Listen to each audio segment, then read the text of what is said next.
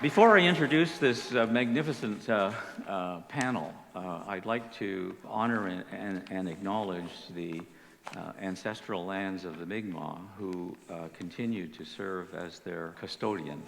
I'm honored and grateful to be a guest on their ancestral lands. So I'd like to begin by introducing Kateri Coade.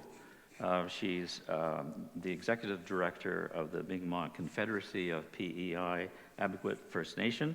She's a proud member of that First Nation and resides on the Rocky Point Reserve with her family. She's the Executive Director of the Mi'kmaq Confederacy of P.E.I, where she is responsible for many portfolios, including justice, employment, education, child and family services, health, integrated resource management, and Aboriginal Sports Circle.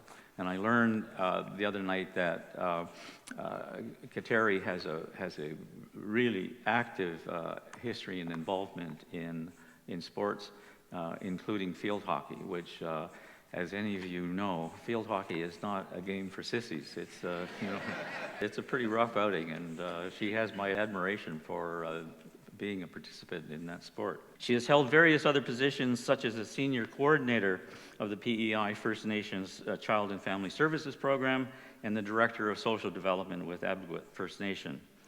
She also brings experience as an employee with both provincial and federal governments and has worked on various policy and legislative pieces related to social development and child welfare. Kateri sits on various boards, including the UPEI Board of Governors, the CN Rail Indigenous Advisory Council, the Atlantic Provinces Economic Council, and the 2023 Canada Games Board of Directors, and as well management as VP of Protocol, the Social Work Registration Board. She has also sat on several boards and committees dedicated to the inclusion and advancement of P.E.I First Nations through various sectors, including mental wellness, sport, and justice. She is dedicated to continuing education and was a social work field instructor in the Faculty of Social Work at the University of Manitoba and is an alumnus of the 2022 Governor General's Canadian Leadership Conference. She holds a Bachelor of Political Science from the University of Prince Edward Island and a Bachelor and Master of Social Work from Dalhousie University. Help me welcoming Kateri Coade.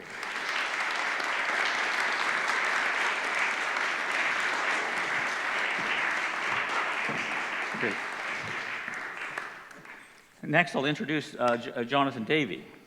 John is Vice President of Indigenous Financial Services at Scotiabank, Canada. He's Haudenosaunee from the Lower Cayuga First Nation, Six Nations of the Grand River, and he is a descent of non-Indigenous parents and Haudenosaunee. John provides banking and wealth solutions to Indigenous nations and businesses with the intent of positively impacting future generations. Before joining the bank, he was a federal Crown and special advisor to the Assistant Deputy Minister responsible for Aboriginal Affairs within the Department of Justice, Canada.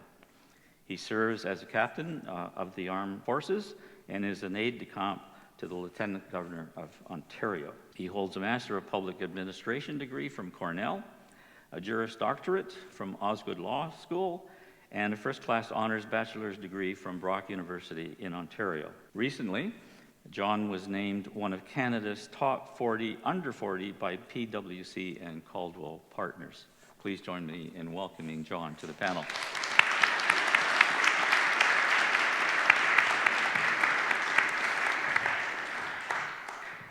Our third panelist this morning, and I have to say this is an incredible array of talent, and I'm especially pleased and honored to be able to sit with these people in front of you and have the opportunity to share their views with you. Keith Martell. Keith Martell is the former CEO of the First Nations Bank of Canada and is a member of the Waterhen Lake First Nation in Saskatchewan. Keith was involved, in fact, some people would argue that he single-handedly led to the creation of the First Nations Bank of Canada and has been on the board of directors since 1996. He graduated from the University of Saskatchewan in 1985 with a Bachelor of Commerce and received an honorary doctorate of laws from the same institution in 2016. After 10 years with the chartered accountant firm KPMG, he served the Federation of Saskatchewan Indian Nations, FSIN, which is now the Saskatchewan Federation of Indigenous Nations, as the Executive Director of Finance and Fiscal Relations from 1995 to 2000. He is a chartered professional accountant and a certified Aboriginal financial manager. He is a director of Nutrient Limited and TD Bank, and also the River Cree Enterprises GP Limited. He chairs the board of the trustees of the National Indian Brotherhood Trust, and he resides in Saskatoon, Saskatchewan. Please join me in welcoming Keith.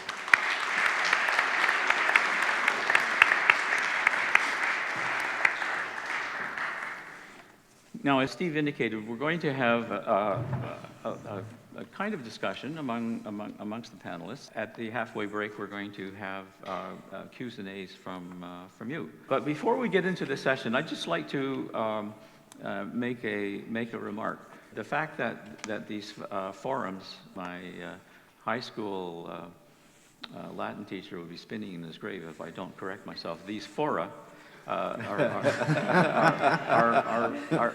the direct result of Steve's initiative, and he deserves our gratitude for him and his staff for starting what hopefully will become a regular feature.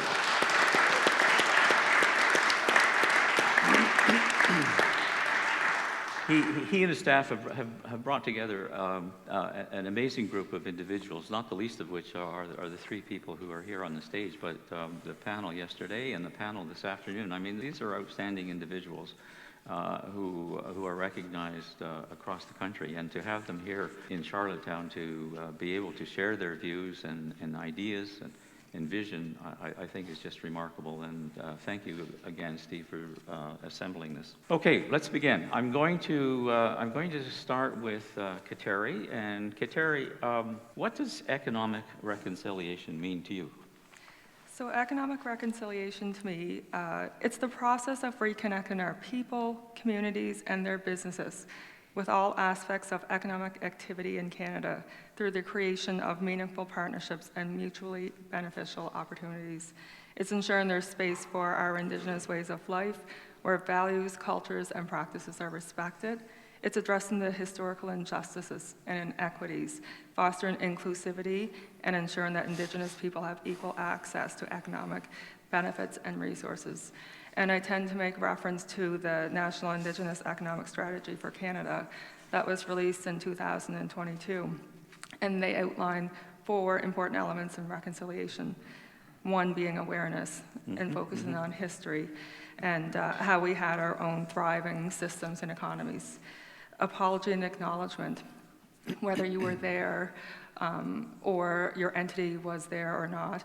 I think that you have to acknowledge and for the future, acceptance, take ownership, and finally, action. Great, good start, good start. John, share with us your view of what is economic reconciliation. Harvey, I'm going to keep it to one word to start, and that's control. Talk about economic reconciliation.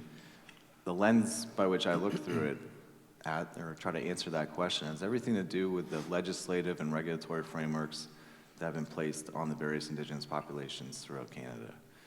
And to give you more of a high-level example, if you think about Section 89 of the Indian Act, which applies to First Nations, it means if you've got an asset that's domiciled on reserve, it can't be used as collateral. So it undermines this idea of having equity in your assets, equity in your home, really prevents engagement from First Nation populations within local and national and even global economies. So when I say what economic reconciliation is to me, and I say control, it comes down to understanding and being able to navigate those legislative and regulatory frameworks that apply to all Indigenous populations. You have First Nations, Métis, and Inuit. You have a lot of diversity within the Indigenous population at large. We need to get very specific about what legislation, what regulations apply to each Indigenous nation, business, and individual that we work with. And when we do that, we'll find that not every First Nation has all their governance wrapped up under the Indian Act. Right now, there's 3 different land tenure systems and 4 different registrars that apply to the 634 different First Nations throughout the country. Think about that. 3 different land tenure systems, 4 different registrars, 634 First Nations. Not even talking about Métis and Inuit. So when we start to look at how leases, licenses, and permits, how they can be created, how they can be drafted to allow for greater use and access of third parties on reserve land being federal real property, what we're doing is we're opening up economic opportunities for systems of asset leverage, systems of access to capital, and revenue modeling for First Nations that are really going underappreciated right now. So when I say control is a big part of it, it's not just how you control your access and use of lands, it's also how you control, or how First Nations in particular control revenue. Under the Indian Act, if a First Nation has no certifications, just straightforward under the Indian Act, every dollar a First Nation earns in own source revenue, it remits back to the federal government into what's called the Consolidated Revenue Fund. Think about the money that you earn. If somebody just said, listen, I know you've earned it, it's not a tax, but I'm just gonna take it and hold on to it for you, and when you want it back, you can tell me why. That sounds paternalistic, it means you're listening. It is absolutely ridiculous. That's Section 69 of the Indian Act. If a band's not scheduled under the Indian Band's Revenue Money Order, the own source revenue is getting remitted back to the federal government, and that's consolidated revenue as opposed to capital monies, which have even more restrictions. So when I say control, it's about understanding these systems. First of all, understanding the barriers, right? You know, I work at a financial institution, and part of my job is internal just as much as an external to make sure the bank understands. We've got to understand the systems that are in place for every different Indigenous customer that we work with. I'm sitting next to Keith Martell when I say that. Just so everybody knows this. This is I'm gonna pause for a second, Harvey, and say this is a true honor. I'm not even gonna look at Keith when I say this. I wouldn't, first of all, wouldn't be up on here on the stage. I wouldn't have the job I have now. I wouldn't have the opportunities I have now if it wasn't for Keith. And you know, I got to meet Keith a little while ago, but the truth is, Keith's been doing this for such a long period of time. Keith and Ron Jameson and Clint Davis, people who I really look to and admire, charted the path so that people like Kateri and I can have opportunities that we have now. And so, you know, being asked a question like, what does economic reconciliation mean to you? Well, the first thing it means is, you know, I know I already answered control, but where I come to that answer is derived from the fact that I've got to honor my ancestors and the people that came before me, and then make things better for future generations. So being up here with Keith and you, Harvey, is a tremendous honor because you set the path for us.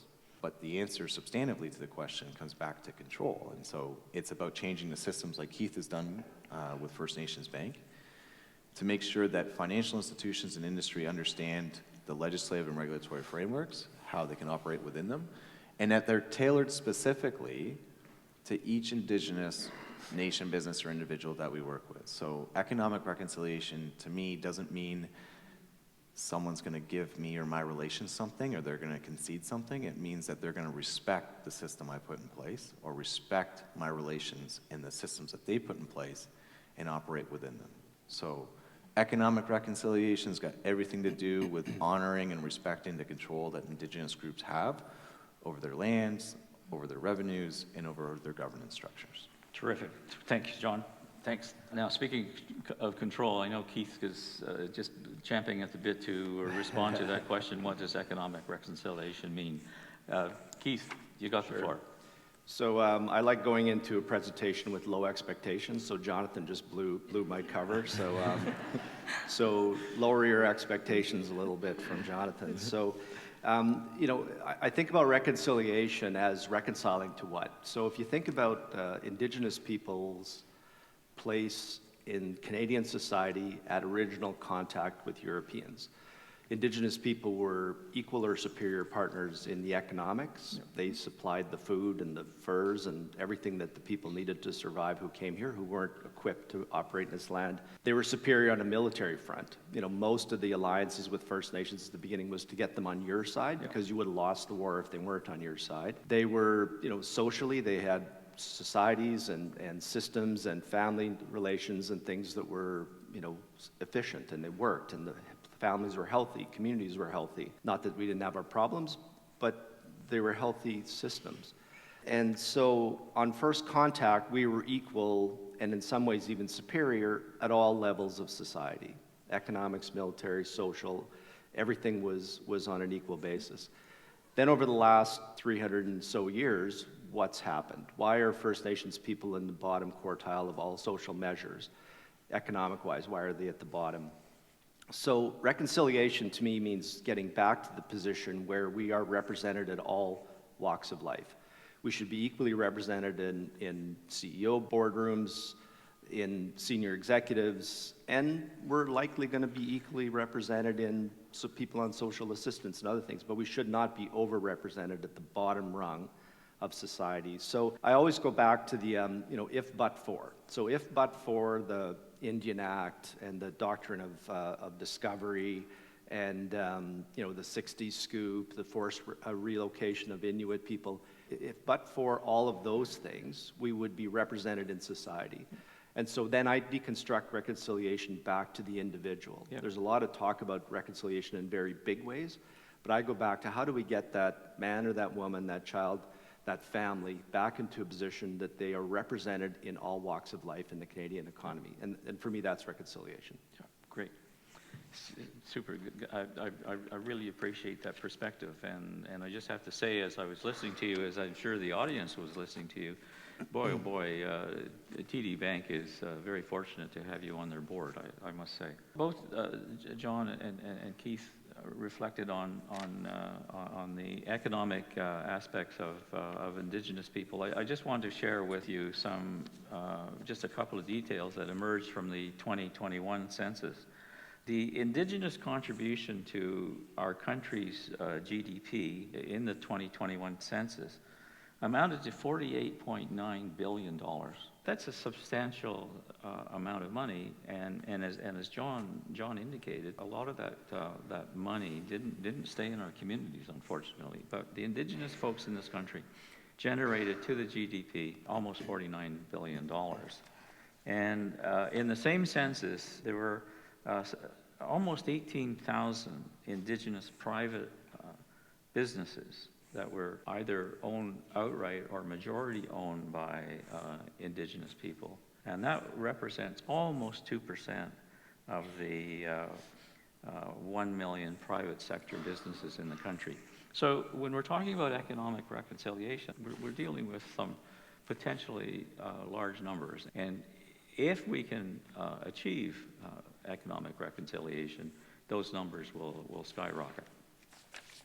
Okay, move on to the second question that I would like to present to the panel, and that is, how do you think economic reconciliation can be stimulated and encouraged throughout Canada?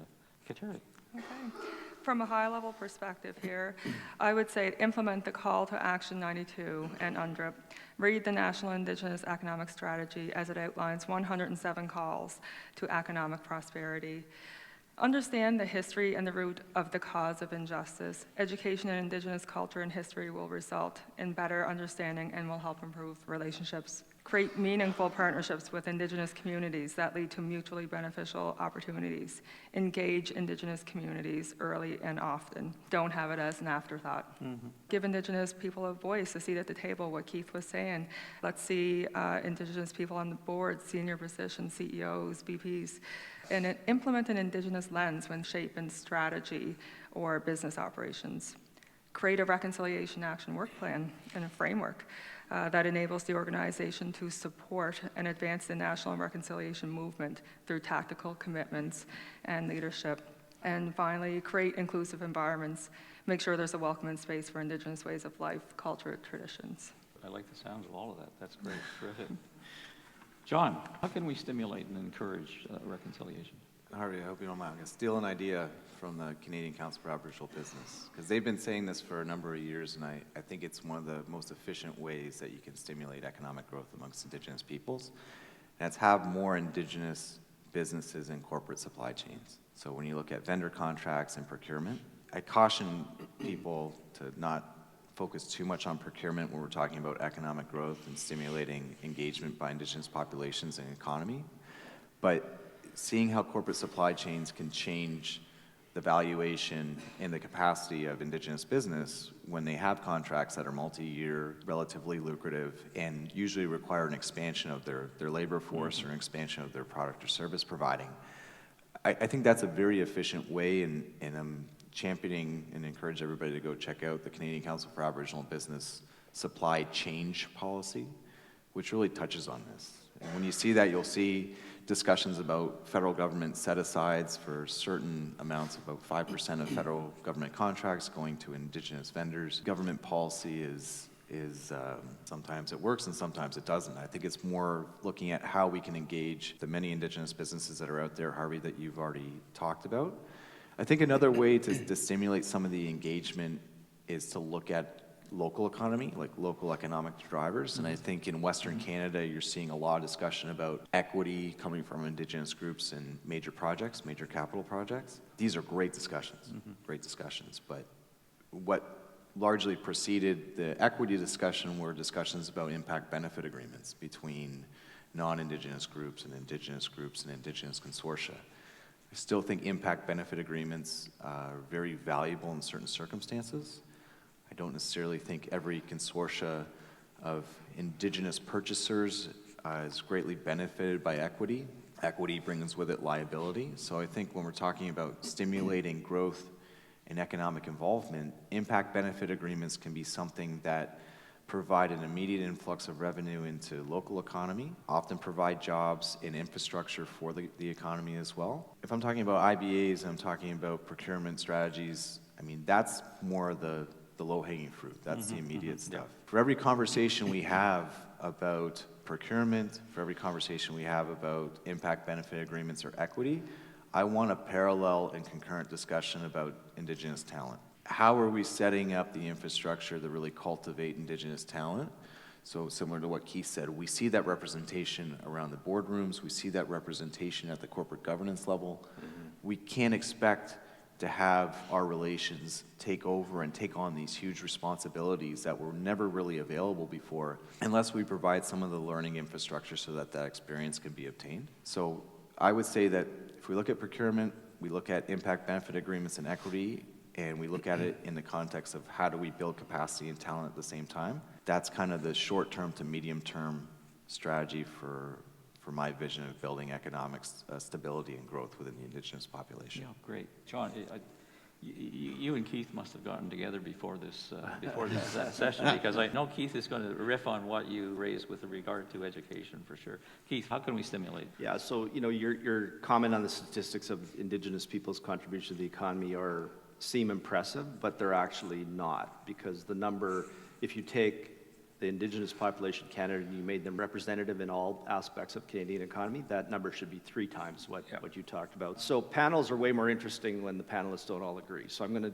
respectfully disagree with my colleagues here. A lot of the programs that you talked about were really top-down programs, and I retired in April, so I'm allowed to be crusty and say we tried that, didn't work. Procurement's a good example. We keep talking about these procurement projects, and the federal government does things like, they find a First Nation somewhere and they say, we buy $10 million worth of paper right now. Can we procure it from you? So the First Nation goes to the company that supplies the paper today. They set up a 51-49 joint venture, and that supply of paper from the same supplier for the same price becomes an Indigenous contract. And there's no Indigenous value left in the community. It really just allows the federal government to say we procured from Indigenous people. Maybe one individual in that community creates this joint venture. That joint venture will be gone as soon as that paper company creates a joint venture with the next Indigenous person. So I deconstruct this solution back down to the basics of an individual. Instead of just having the one person in that community contracting with the paper company and getting benefit from the supply company, how do we get it to the point where a call center can be set up in a community and we can have dozens and dozens of people earning a living by the fact that they're able to feed their families because they get a paycheck every week for a long period of time? That's economic participation. So it gets back then for me to the basics, like the things that we're not doing right today in Canada that will allow us to get economic participation. K-8, and even more granular than that, K-3. The reading ability in grade 3 is a huge correlated indicator. I'm not an educator, but you'll correct me if I'm wrong, Harvey, and I'm probably wrong, but a huge correlation to success in secondary, and then that allows you to go on to post-secondary trades or anything. So K-8 and specifically K-3, we're not doing very well for Indigenous people all across the country. Addictions and mental health services. When you have people who are in the socioeconomic position First Nations are in, they're overrepresented in addictions and mental health issues. and that prevents them from going further at all. Basic infrastructure in communities. I can create the best business in the world, and I can want to put it on my community in Waterhen Lake First Nation. We probably have a boil water order twice a year for 2 or 3 weeks. There's no housing. So if I create a great business and I put it onto my community, I can't actually attract workers there. We have a sawmill in our community. Half our workers actually live in Meadow Lake because they can't live in Waterhen, so they drive 45 minutes every day to go to work because there's no housing, and the school's bad, and the drinking water thing is happened. So you can't create economies without basic infrastructure. So it just gets back to how do we get individuals in a position where they're capable, able, experienced, educated to participate. And I think that's the real key to where we got to start. We got to start there because we can start these big projects and they sound great. Politicians love to come to ribbon cuttings, those kind of things. They don't go to ribbon cuttings of grade 3 education. They don't read to kids in grade 3 and make sure they can read back to them. You're spot on with regard to reading abilities. You can't argue with the stats. If any child is unable to be functionally literate by the end of grade 3, their chances of success at secondary and post-secondary are significantly reduced. And we're doing more of a disservice in a lot of Indigenous communities. Both the Indigenous governments and federal and provincial governments were pushing Indigenous kids through school without the ability to read. So our bank would hire a customer service representative from a community, a First Nations community or an Inuit community. And part of banking, you have to do some reading and you have to pass some exams for anti-money laundering and all the things you need to do. Our branch managers would have to teach grade 12 graduates how to read so that they had the comprehension ability to do their compliance training. And they had a grade 12 supposedly, but they technically couldn't read. So we're in a position now where the federal government funds First Nations to push kids through school, and there's very little measurement of outcomes, like grade 3 reading ability. When you get out of grade 12, do you have even a chance of getting into post-secondary? I think Keith makes some excellent points, and education within community too. I mean, we can have that conversation, but the division of powers too, where a provincially funded education system versus a federally funded one is going to look a lot different. And so when we look at our First Nation students, there's an impact there. There's a divide. I hate taking things back to federal policy. I don't like doing that. I agree with everything you're saying about infrastructure, though. If you have local economy, you have a reason to stay connected to your relations, stay connected to your land, stay connected to your community. I love the idea that people can branch out to and receive education. My father was an educator his entire career, always on Six Nations, and he said if you have something substantive to say, you're always going to have an audience. And at times when our community would be at odds with different groups and there might be protests, he would get upset because he would say things like, he would say this to me as a teenager, he's like, you got to get to a point where you don't need to shout in a crowded room. Because if you have something substantive to say, they'll give you a microphone, right? And that's I try to honor him through that. And I think that he imparted that wisdom on a lot of kids within Six Nations. But I look at it now, and Keith, to your point, like, do they have opportunities that they would have that are on reserve? Because if they do, to take it back to another federal policy, you've got tax incentives to stay within your community, whether you're a business or whether you're an individual. Section 87 of the Indian Act, the income tax exemption, is real. And so, I mean, it's not all about money, it's not all about revenue, but at the same time, how do we take something as oppressive as the Indian Act and use it in our favor? And so I do think that education is the key, and I think more than anything else, education is great, but we need to couple it with that opportunity and infrastructure that goes forward. So, Kateri, you have 2 young ladies in your family. What are your thoughts on what John and Keith have just raised? Well, I absolutely agree with them. Education is key, and it's the path forward to moving our people forward as a whole. And as Jonathan mentioned earlier, we're quite fortunate in our communities and Indigenous communities that we have trailblazers before us, such as yourself and Keith and Senator Sinclair, Roberta James, and so forth. Not only are we the formal education is extremely important, but as you and I were having discussion, it's also important to get that education from our elders and those before us, and from a cultural perspective to combine those worldviews and moving forward, whether it's towards economic prosperity or individual and communal well-being. Yeah, okay, good.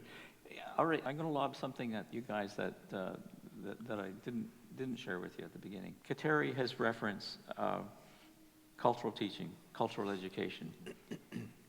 Can that be, or should that be, part of the economic reconciliation process? I think actually, you know, the social and cultural aspect is an outcome of economic reconciliation. So look at two examples that I know personally. So in the north, Inuit communities, the hunting, the living on land, that process is really important to their culture. That's key core to their culture, even more so than First Nations, I believe. And if you go up to those communities, the only people that can actually afford to hunt or to go out on the land for any amount of time anymore are people who are actually employed.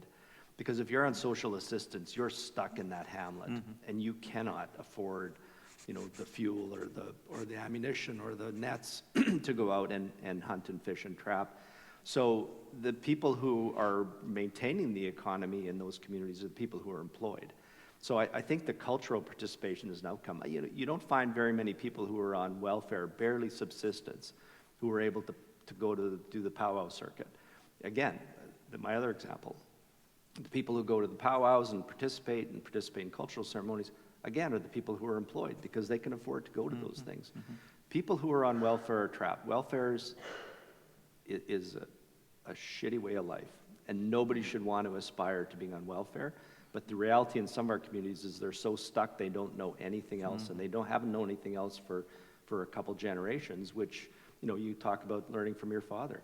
Those are the examples that they get. What are they getting an example? Well, check days on Wednesday.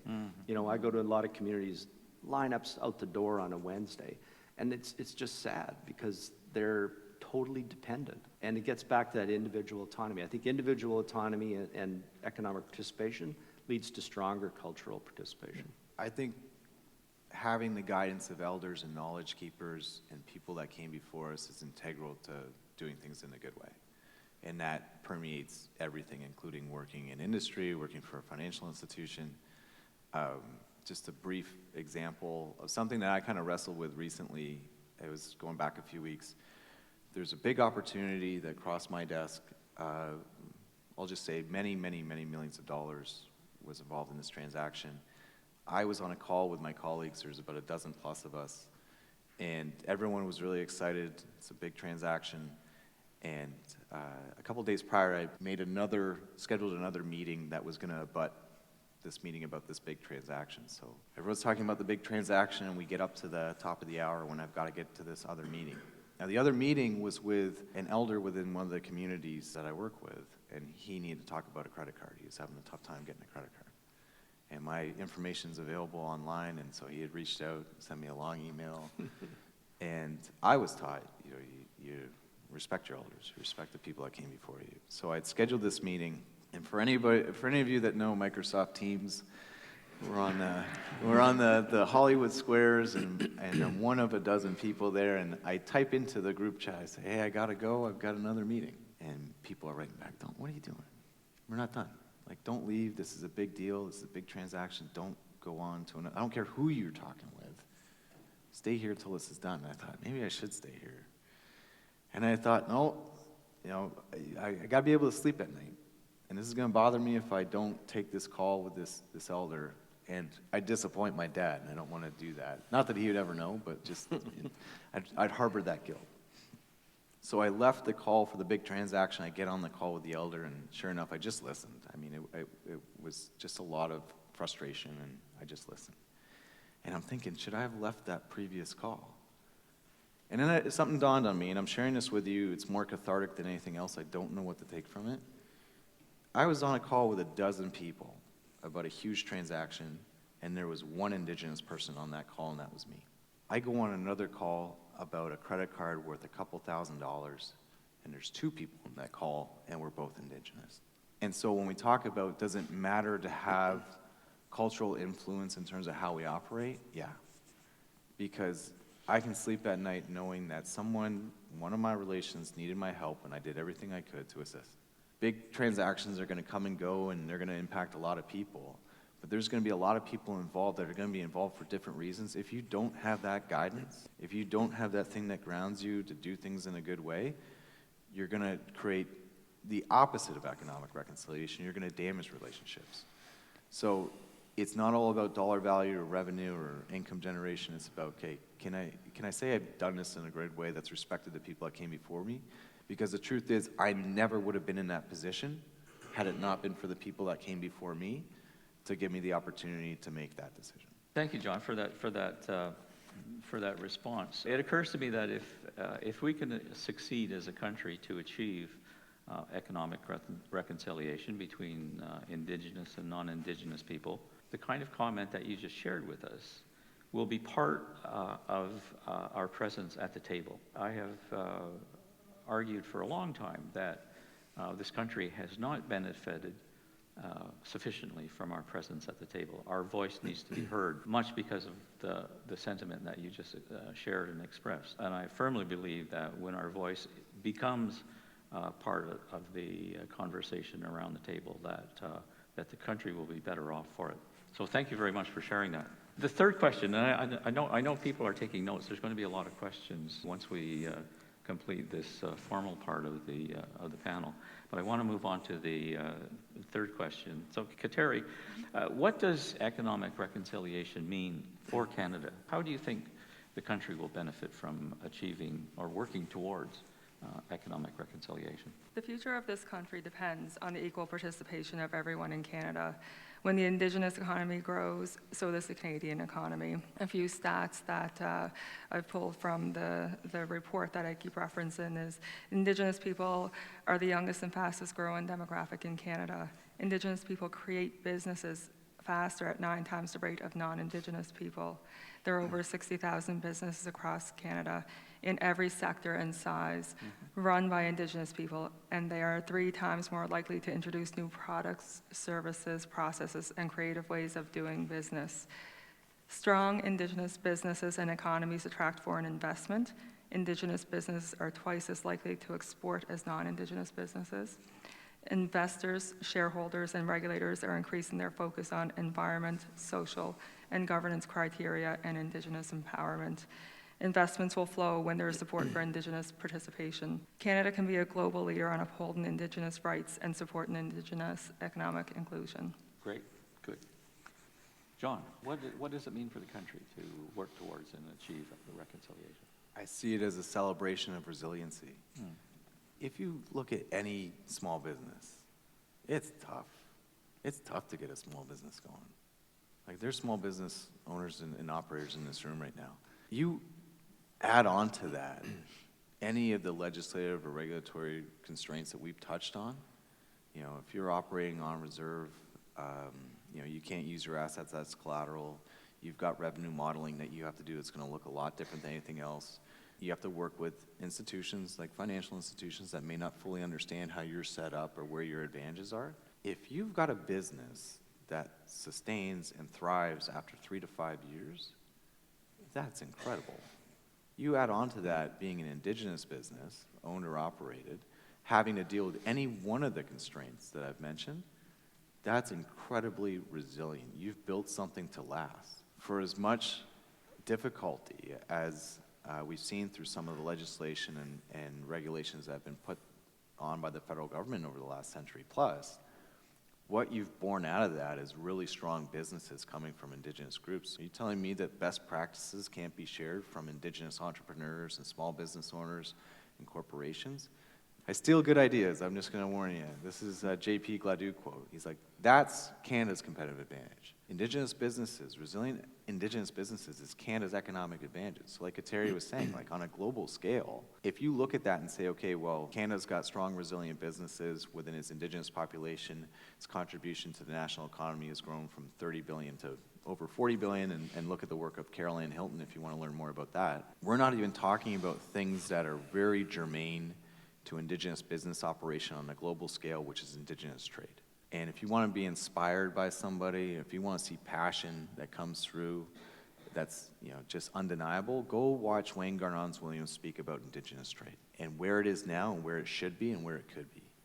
So when we talk about what it means to Canada, it means resiliency if you have strong Indigenous businesses, which we do, but it also means opportunity that's largely untapped and misunderstood. And a lot of those discussions came to light in the discussions about the new NAFTA. So I think it's in its infancy in terms of what Canada can benefit from when it comes to Indigenous economic development and Indigenous businesses operating on a more global scale. There's a ton of benefit from a social perspective of economic reconciliation and participation, but I'm a numbers guy, I'm a banker and accountant, so cut back to the numbers. There's two ways to benefit. You cut expenses, you grow revenue. On the expense side, Canada spends, frankly, way too much on Indigenous people for absolutely the wrong reasons. So I chaired the Safe Streets Commission for Saskatoon about 10 years ago. We were looking at a growing homelessness problem. The city was not going to give us any money to help sort of focus on these, at that time, a few dozen people who were chronically homeless in the city. So we said, well, how much does it cost you to look after these people today? They had no clue. So we did a study. We put a social scientist with an economist, and they tracked 23 people. 5 of them were in the category of chronic alcoholism and drug use. And on average, those 5 people spent 180 days a year in emergency. Direct cost of over $360,000. Direct cost, just the time, materials, and not even talking about the fact that they were occupying most of the emergency and other people couldn't get in. So, we added up the cost of these 23 people we had in this study for being chronically homeless. The city in direct services, direct policing, direct healthcare, direct social service, and not any of the indirect costs. The direct cost alone for those 23 people was about $2.5 million. And it was going to cost us $700,000 to put an intervention program in place. So we're like, this is a no-brainer. Like, do you want to spend $2.5 million? But if you don't measure, you don't know. So if we get Indigenous people participating at an equal level in society, social costs go way down. I don't cost the government anything from a social perspective. My kids don't cost the government anything from a social perspective. So you can cut expenses by getting participation up, and then revenue, that GDP number should be 3 times the number you quoted. That's the revenue side.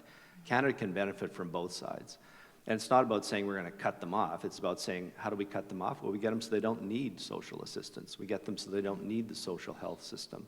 We get them so they're not in the justice system and in jail. A fetal alcohol syndrome child today is an immense expense for the family and Canada. But again, if you look after mothers, young mothers, socially, educationally, health-wise, and they don't end up with a fetal alcohol syndrome child, the savings on a present-day value are immense. You could afford to put somebody with that mother for 9 months to look after her and to make sure she does the right things, and you would have a positive return on investment. No, great points. Excellent points. The folks in the audience, I'm assuming most of you are islanders, and you're probably aware of the really enormously successful economic reconciliation effort that's taken place in the Membertou First Nation in Cape Breton. The Membertou Nation in about 25 years has become the economic driver in Sydney. And before that, folks in Sydney wouldn't have anything to do with the community, which is part and parcel of the city of Sydney. It demonstrates how beneficial economic reconciliation, when it takes place in either an individual Indigenous community or a larger regional or provincial context, benefits everybody. And you talk to folks in Sydney today, and they say, boy, life here would be a whole lot different and a whole lot harder if it wasn't for the Membertou First Nation. Can we build on that a little bit? Because I think Membertou is a great example. And like when we started, what is economic reconciliation? I'm saying control. If you look at Membertou alone, they're a First Nation that operates under a First Nation Land Management Act land code. So they control their own designation and legal instruments on their lands. They're First Nation, and Keith might have a thought about this, they're First Nation Financial Management Board certified, which means they've done essentially a systems audit, which allows them to get capital from the First Nation Finance Authority, access to the First Nation Tax Commission. They're on the Indian Band's revenue money order, which means, how I said before, if a nation earns revenue, it remits it back to the federal government. They don't do that. They highly engage in what are called additions to reserve. So a very deliberate process of buying land in fee simple and adding it to your federal reserve land base. long, onerous process. They're under the First Nations Election Act, so their election cycle, instead of being 2 years, is 4 years. Creates more stability, and I don't think Chief Terrence Paul's going anywhere. He's been there for 40 plus years, but he only gets asked if he wants to leave every 4 years instead of every 2. The reason I point this out, Harvey, is because Membertou demanded that they be respected. Yeah. And they did so by taking control of their lands, their revenues, and their economic drivers. And I didn't even talk about the Clearwater deal, which is the largest equity deal amongst the Indigenous consortia. At least it was the largest 2 years ago, where Premium Brands and First Nations Limited Partnership, which was led by Membertou, came together to purchase fishing licenses under Clearwater. It's incredible, but the stuff that doesn't even get noticed is what Membertou is doing for public works. Atlantic First Nations Water Authority. It's a public work that's controlled by 14 First Nations, led by Membertou and others. But when I talk about control, I get fired up when we talk about Membertou. Because it's okay, a little bit about me too. I worked for government for over 10 years, and I met some wonderful people, some great people who did stuff in a good way and whose hearts and minds were in the right place. But when I see our relations kind of stick the finger in the eye at government to say, we're going to do it this way, I love it. I absolutely love it, because it's about taking back something that's meant to be yours in the first place. Membertou does this better than I think most First Nations, if not all. If you look at all the legislation and regulations as a series of limits and a problem set, it's just what you need to work within. And Membertou's exploited some of these gaps in such a way to say, you're going to conform to the way we want to operate. And that includes industry as well. So I think Membertou's a great example. I just want to make sure that they get all the recognition they deserve for being well-governed and well-established and having control over their lands and revenues. Yeah, I couldn't agree with you more. And having been among the Crees of northern Quebec, I would point to them as another example of, and that's the regional, that's right. A regional operation where, they aren't beholden to anybody. Right. To borrow a phrase from the province in which they're located, they're maître chez nous. They don't, they answer to no one but themselves. We've got to move shortly into the Q's and A's, and as I said earlier, I know folks in the audience have been taking notes, and they want to shoot some questions to the panel. But before we do that, and we'll do it just after I give Kateri an opportunity to respond to what I'm going to ask her. Kateri, is there an example on the island of the Mi'kmaq here, learning from what Chief Terry has done in Membertou? I do have 2 examples of economic reconciliation. There are solutions inspired by rights-based initiatives, but resulted in 2 good examples of economic reconciliation and creating space for P.E.I. Mi'kmaq to become a serious part of the economy that we have been excluded from since colonization. So the first example I'll briefly explore, I call the Wind Energy Initiative. This initiative rose from a rights-based discussion, and specifically the provincial government's constitutional obligation to consult with the Mi'kmaq. This was a great example of economic reconciliation inspired by rights-based obligations, but which resulted in a policy-based solution, creating wins for the First Nation involved and the provincial government. So the high-level details, the Mi'kmaq essentially objected to the establishment of a wind farm unless there was an accommodation suitable to the Mi'kmaq. Among other things, the Mi'kmaq were seeking a commitment from the government to allow the remaining megawatts committed to the provincial energy strategy to be set aside for development by the Mi'kmaq. In this instance, government communicated that an accommodation agreement would not be necessary because the government would be supportive of all projects Mi'kmaq could successfully implement to contribute to their net zero objectives. So as a result of these collaborative discussions, one P.E.I. First Nation is now a full partnership with an established renewable energy company and actively working towards the establishment of a 45 megawatt wind farm, all with the support of the province. It will provide significant own source revenue, the opportunity to build industry and business capacity, and in this instance will provide foundation for their vision for an energy corporation with wider range and interests. A second example that I'll briefly speak about is called the Hillsborough Development. This example also arose out of a duty to consult matter. It is another example of economic reconciliation inspired by rights, but provide mutually beneficial policy solutions.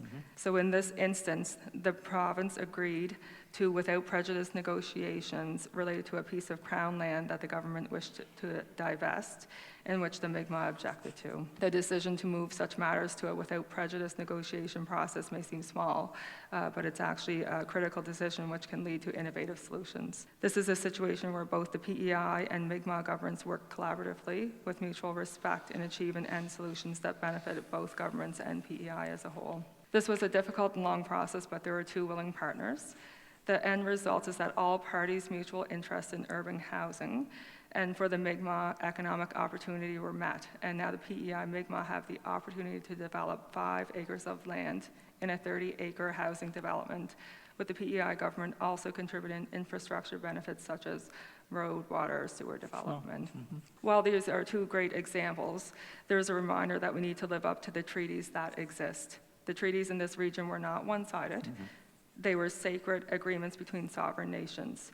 The British Crown needed the Mi'kmaq, and promises were made, which ensured the Mi'kmaq would sign. Promises that would have helped to ensure the Mi'kmaq maintained fair access to land and resource. Unfortunately, those treaty commitments were almost immediately breached. And if they had not been, we wouldn't be talking about economic reconciliation today. Great points. Thank you. Thank you for sharing those.